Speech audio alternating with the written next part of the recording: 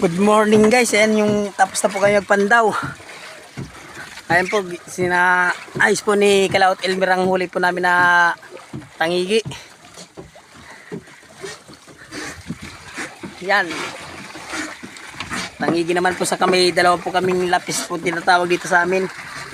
Ayan po yung lapis o baliawod.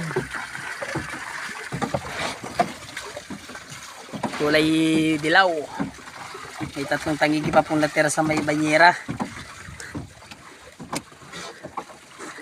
Ginaganyan po namin yan para hindi nalalamog po yung isda. Guys, papauwi na rin po kami guys. Yan, may ilaw na yan. Malapit lang po kami. Ayan lang po yung aming uwian o yung aming lugar.